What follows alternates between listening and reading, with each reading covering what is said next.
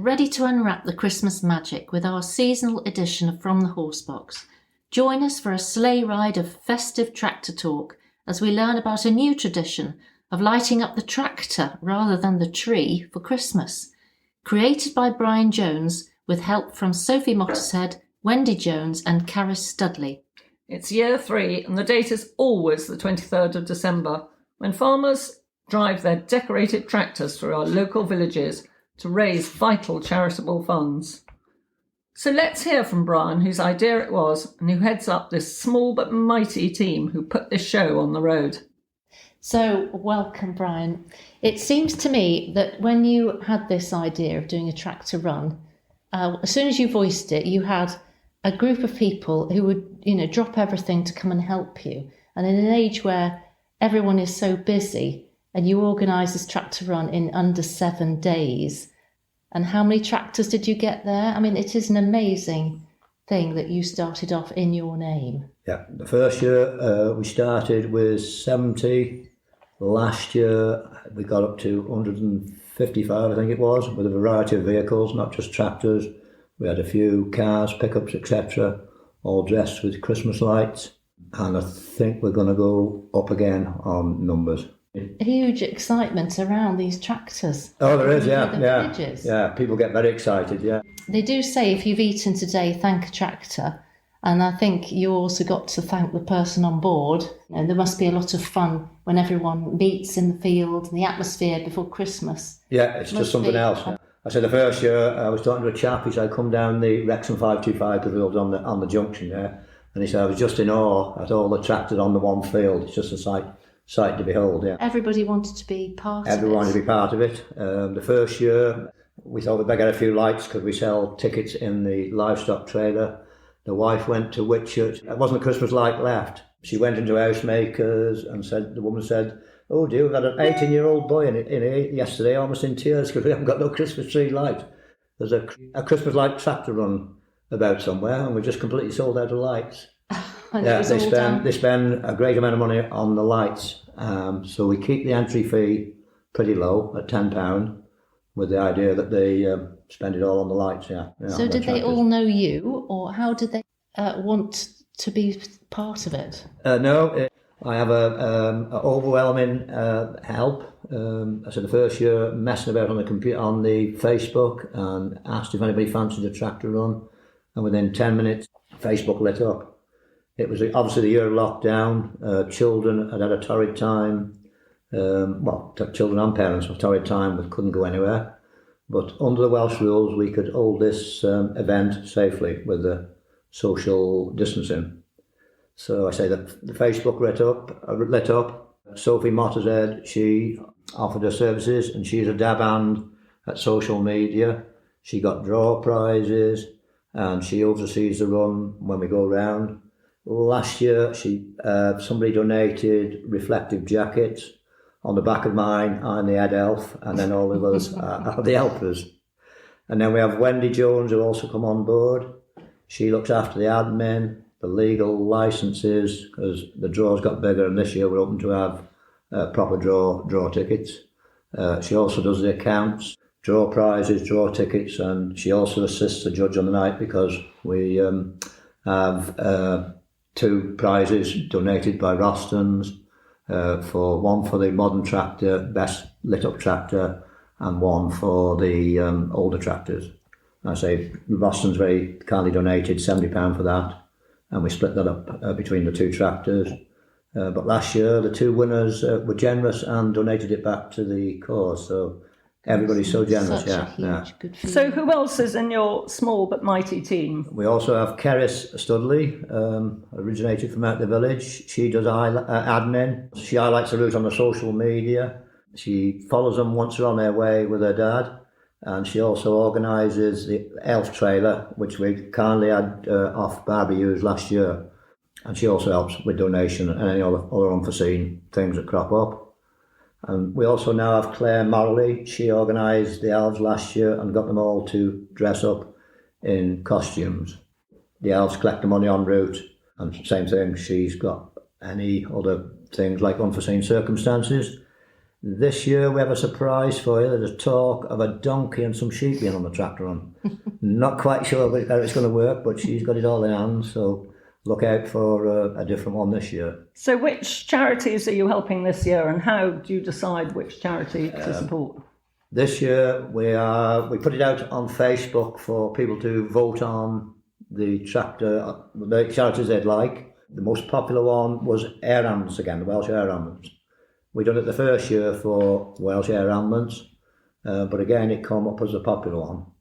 But us as we're not a committee, we're just a bunch together, we decided we wanted to support a local charity. So this year we are supporting the Rainbow Centre at Penley, because it covers all the Mailer villages. They provide home care, deliver meals. I think they have a social hub with many other services for both young and old. I believe as well they run a weekly shopping trip to Stand Shop at St Martin's, where people can have a coffee and shop at the same time. So obviously they have a lot of expenses with minibuses, etc. So the children obviously get terribly excited, and as the route slightly changes, why is it? Well, we try to vary it. If we've done the village last year, they'll be first. We try to turn it round so last year's village will be first, because people hold parties, all sorts of things. So if it's late at one end, it'll be early this year. And just to give the tractor drivers a bit of variation as well, yeah. Is there a variation in the reception in each village? Is one village a real party village, or which one? Unfortunately, I never get time to go on it, but I did wave them out at the Dimmicks, the last 2 years, and Penley is just packed, but they tell me Overton's the same. Every village just turns out. And it's absolutely fantastic. Yeah. And didn't Bangor have some sort of a barbecue party, didn't you say? I think Bangor has barbecue parties. There's somebody in Osram's Green called for some tickets. Oh, we have a barbecue. We invite all the family. Another lady come last year buying tickets. I live stream it to Australia because my family's in Australia. They don't know what a tractor run is, yeah. So we're going worldwide now, yeah. And are the air horns going frantically? Or? Air horns are going frantically, yeah. Unfortunately, we do upset a few. The first year, somebody in Amber had put their child to bed, and we come down the line as we'd had a complaint. So I went to the Dimmicks to wave the tractors out onto the junction, and we waved about 10 tractors out, and then coming the other way was a policeman in a big police car. So I thought I'd better go to him and just apologise for this. And I said, unfortunately, he said, how many tractors you got? Because when we emailed the police, we said we've only got 50, and there were 70 plus. So I said, we've got a few more tractors. Unfortunately, we had a complaint in Amber about waking somebody's child up. And he just turned to me and said, look at these children's faces down this road. I haven't got a problem. And he said, when I was driving from Overton, all the tractor drivers were blowing their horn at me coming the other way, yeah. So I thought it was brilliant, yeah. I thought we were going to be in real trouble there, but yeah, the police and everybody, they just let everything go. But the policeman does monitor it. We email him every year, and he said, I monitored it last year.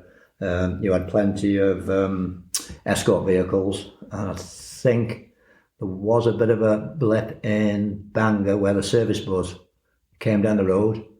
But I think people put their hand up to try and stop him coming down the road because they said there's a tractor run coming through. And they just sort it somehow, I don't know how, because I have to stop and brush the road, etc. So I don't actually get on the tractor run, but obviously have a lot of feedback.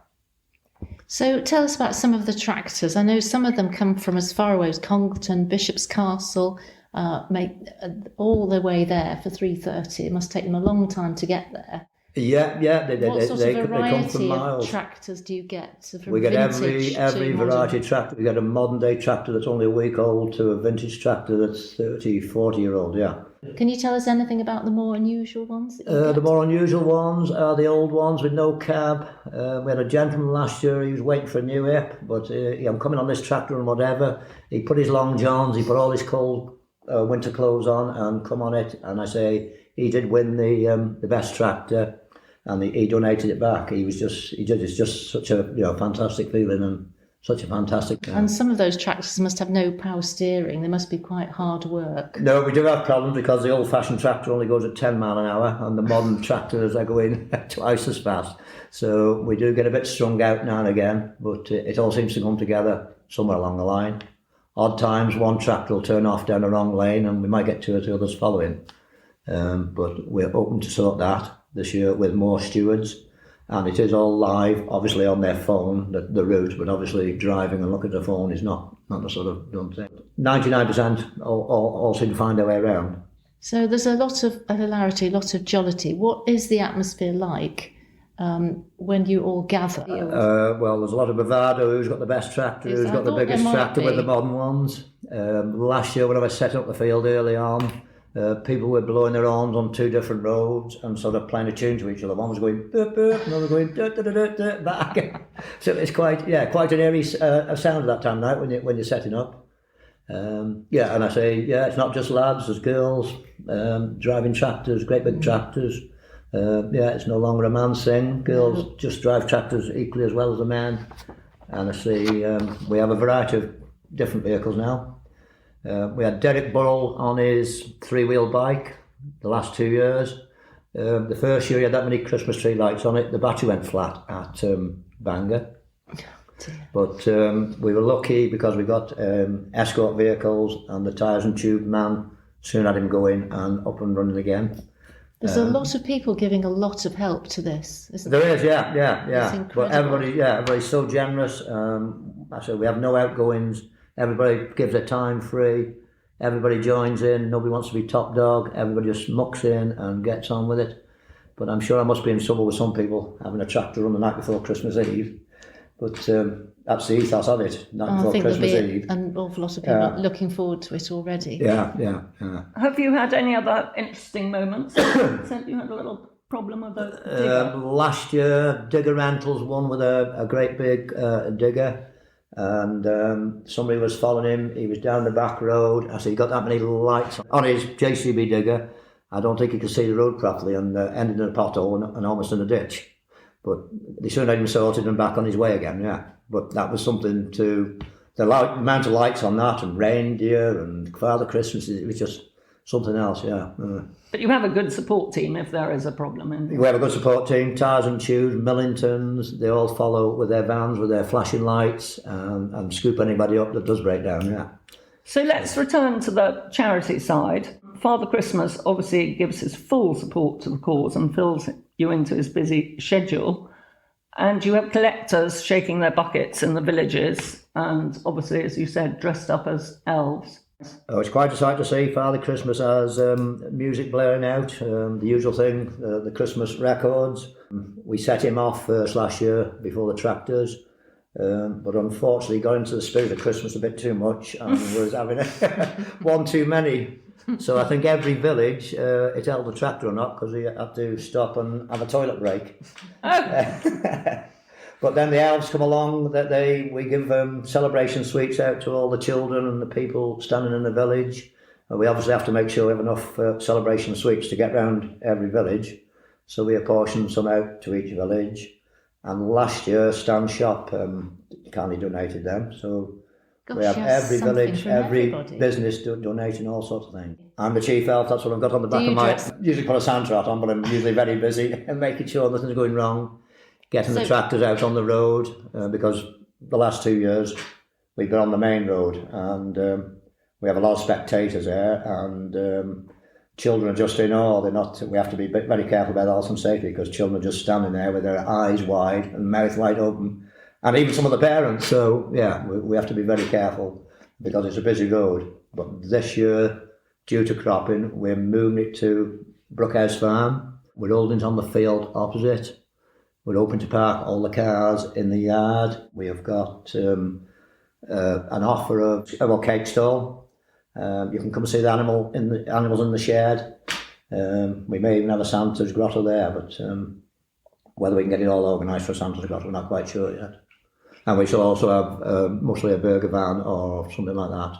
And a big fire. I always do a big fire, people warm up or something. Yeah, so people can stand around the fire. You've got impressive technical support as well, and this year your raffle is going to be more organised, isn't it? And with tickets in advance. Yeah, we're going to have quite a big raffle. Yeah, with big prizes. We're going to have proper printed tickets. I think we had, how much time to be corrected, 50 odd prizes last year. So that's always held on the next day, on Christmas Eve. We go to Sophie Mottesed's kitchen and it's a live stream, and her daughter always picks the tickets out, and then obviously people have to go there and pick their prize up. But we get a variety of draw prizes, from children's pedal tractors to cheese from Belton. Yeah, every firm and private individuals are just so generous for it. Yeah.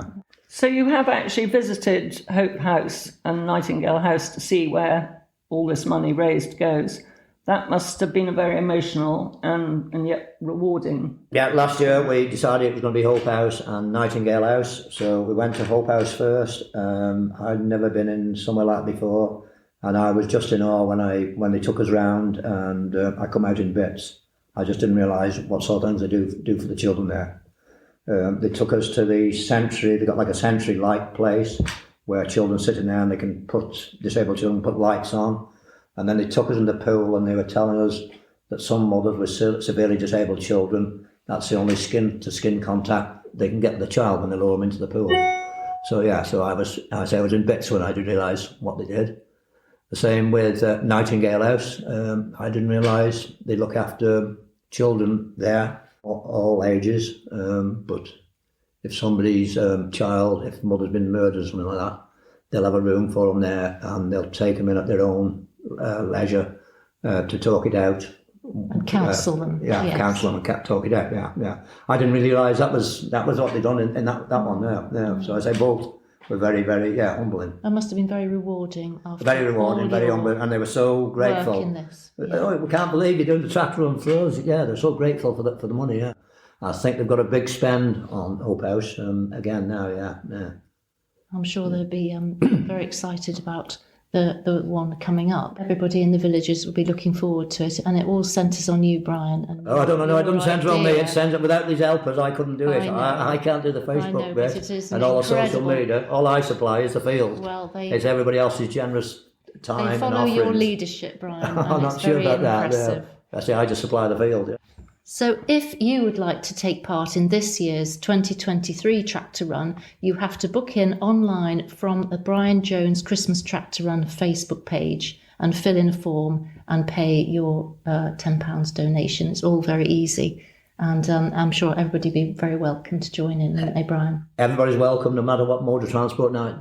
Not just tractors now. It seems to be all sorts. Three-wheeler, motorised cycles and all sorts. And I say we've obviously got a donkey this year, as I said before. So I would like to do a mobile nativity scene on my hay trailer, but unfortunately I'm running out of time to build a stable.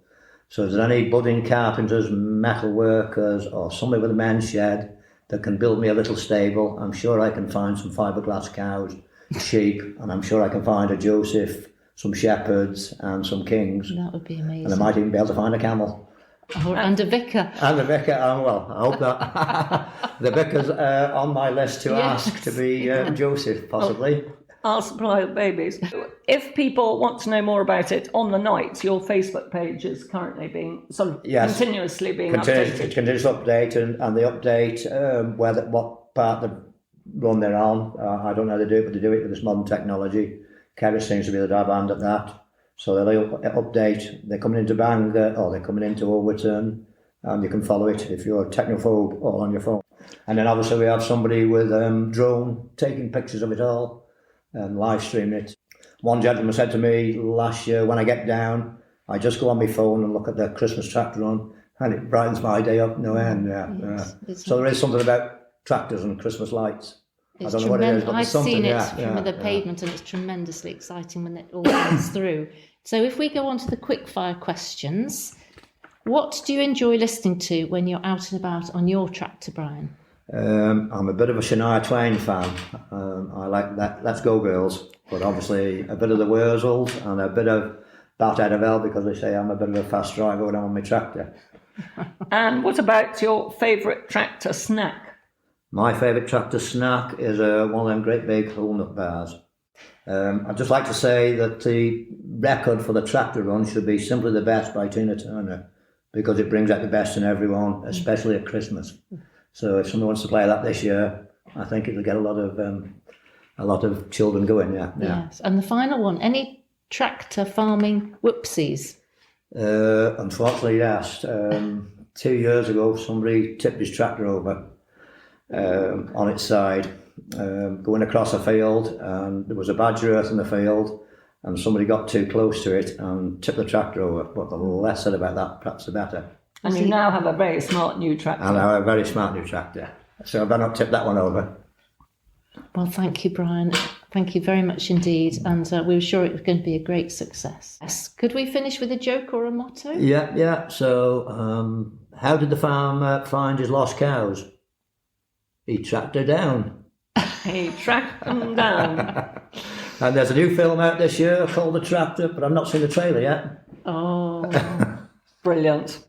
thank you, Brian. Those jokes will come in very handy on the night, I'm sure. It's going to be a magical night, so do come out and support. We hope you enjoyed this episode as much as we did. I can't wait until the 23rd. Let the engines roar and the goodwill flow on the 23rd. Yes, thank you to all our listeners for joining us. If today's podcast has made you think, laugh, or just brightened up your day, please share it with your friends and family.